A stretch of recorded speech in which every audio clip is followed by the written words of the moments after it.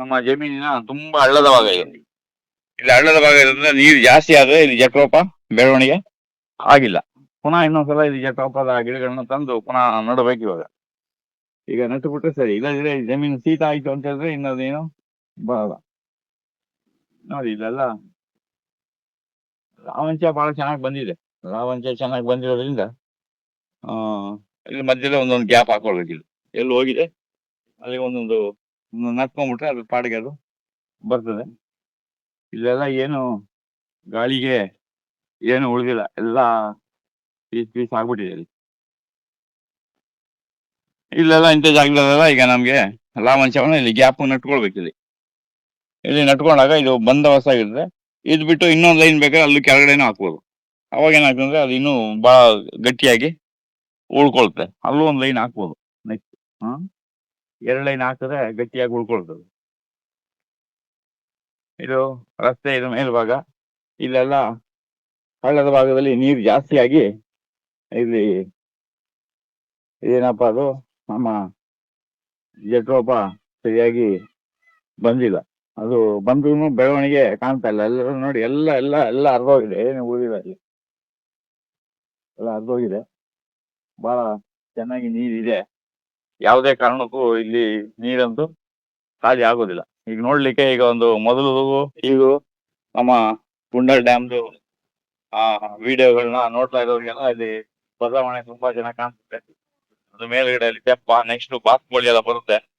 ಬಾತುಕೋಳಿ ಎಲ್ಲ ಬಂದಾಗ ಅಲ್ಲಿ ಮೇಲ್ಗಡೆ ನೆಟ್ಟು ಅಥವಾ ಅಲ್ಲಿ ಮೇಲ್ಗಡೆ ದೋಣಿಲಿ ಹೋಗ್ಬಿಟ್ಟು ಆರಾಮಾಗಿ ಅಲ್ಲಿ ಮಾಡ್ಬೋದು. ಅಲ್ಲೂ ಬೇಕಾದ್ರೆ ಭಾರತದಲ್ಲಿ ನಾವು ಕೂಲಿಬಾರ್ದು ಅಂದ್ರೆ ಅಲ್ಲೂ ಕೂಡ ಭಾವಾಂಶವನ್ನ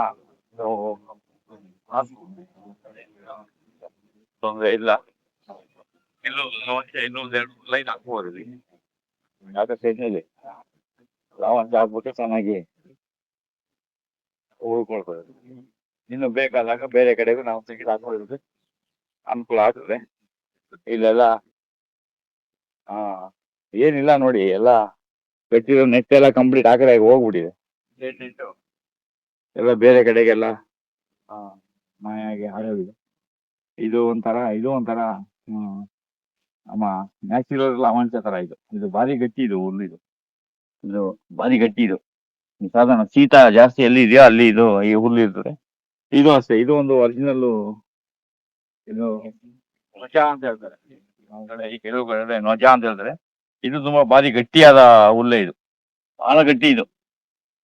ಇದು ಬಹಳ ಗಟ್ಟಿ ನೊಜ. ಇದು ತುಂಬಾ, ಇದು ರಾವಂಚದ ತರಾನೇ ಇದನ್ನು ಕೂಡ ನ್ಯಾಚುರಲ್ ಆಗಿ ಇದೆಲ್ಲ ಬರುವಂತದ್ದು. ಇದು ನೋಡಿ, ನಿಮಗೆ ಗೊತ್ತಾಗಿರ್ಬೋದು, ನಮ್ಮ ಬೇರೆ ತೋಟಕ್ಕೂ ಇಲ್ಲಿ ತೋಟಕ್ಕೂ ಶೇಡ್ ನೆಟ್ಟು ಏನು ಉಳಿದಿಲ್ಲ. ಎಲ್ಲ ಗಾಳಿಗೆಲ್ಲ ಹಾರೋಗಿದೆ.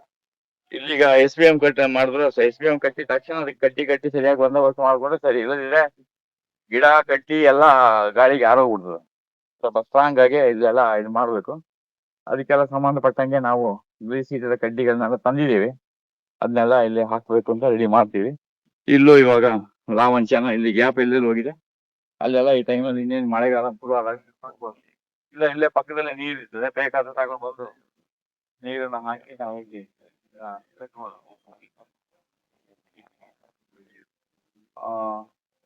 ಮೀನೆಲ್ಲ ಬೆಳವಣಿಗೆ ಆಗ್ತಾ ಇದೆ. ಅದು ಮುಂದೆ ಮೀನಿನ ಇದನ್ನ ತೋರಿಸ್ಕೊಡ್ತೇನೆ. ಈಗ ಇದೆಲ್ಲ ರಾವಂಚ ಇಲ್ಲಿವರೆಗೂ ಬಂದಿದೆ. ಇಲ್ಲಿ ಫ್ಯೂಚರ್ನಲ್ಲಿ ಮಾಲೀಕರು ಮಳೆಯಿಂದ ಏನಾದ್ರು ಪ್ರವಾಹ ಆಗಿ ಬೇಕು ಅಂತ ಒಂದು ಯಾವ್ದಕ್ಕೊಂದು 10-20 ರೋಡ್ ಇಲ್ಲಿ ಸ್ವಲ್ಪ ಸಾಕಿ ಇಟ್ಕೊಂಡಿದ್ದಾರೆ. ಇದನ್ನ ನಮ್ಗೆ ನೆಕ್ಸ್ಟ್ ರೋಡ್ ಎಲ್ಲ ಸ್ವಲ್ಪ ಎಲ್ಲಿ ಡ್ಯಾಮೇಜ್ ಆಗಿದೆ ಅಲ್ಲಿಗೆ ಈ ಮಣ್ಣನ್ನ ತಗೊಂಡು ಹೋಗ್ಬೋದು. ಮತ್ತೆ ಇಲ್ಲೂ ಕೂಡ ಅಷ್ಟೇ, ಗಾಡಿ ಹತ್ತಕ್ಕೆ ಗಿಟ್ಟಕ್ಕೆ ಬೇಕು ಅಂದಾಗ ನಾವು ಈ ಮಣ್ಣನ್ನ ಈಗ ಉಪಯೋಗಿಸ್ಕೊಳ್ಳೋದು. ಸುಮಾರು 30-40 ಕಿಲೋಮೀಟರ್ ದೂರದಿಂದ ಈ ಮಣ್ಣನ್ನೆಲ್ಲ ಅವರು ತರಿಸಿದ್ದಾರೆ. ಇನ್ನು ಕೆಲವು ಕಡೆ ಎಲ್ಲ ಇನ್ನು ಕೆಲಸ ಆಗ್ಬೇಕು. ಕೆಲಸದ ಬರೋದ್ರಿಂದ ಇದು ಆಗ್ತಾ ಇದೆ. ಇಲ್ಲೂ ನೋಡಿ, ರಾವಂಚ ಎಲ್ಲ ತುಂಬಾ ಗ್ಯಾಪ್ ಇದೆ ಇಲ್ಲಿ. ಇದೀಗ ನೆಕ್ಸ್ಟ್ ತೆಂಗಿನ ಗಿಡಗಳು ಎಲ್ಲ ಕರೆಂಟ್ ಕಂಬನ್ನೆಲ್ಲ ನೋಡಿ, ರೋಡ್ಸ್ ನೋಡಿ ತಪ್ಪಿಸಿ ಅದಕ್ಕೆ ಸರಿಯಾಗಿ ತೆಂಗಿನ ಗಿಡಕ್ಕೆ ನಾವು ಇಲ್ಲಿಗ ಮಾಡಲ್ ಚೇಂಜ್ ಮಾಡಬೇಕು. ಯಾವ ರೀತಿ ಮಾಡಬೇಕು ಅಂತ ಒಂದು ಪ್ಲಾನಿಂಗ್ ಮಾಡ್ಬೇಕು. ಆಮೇಲೆ ರಿಪ್ಲಾಂಟೇಶನ್ ಅನ್ನ ಮಾಡ್ಬೇಕು.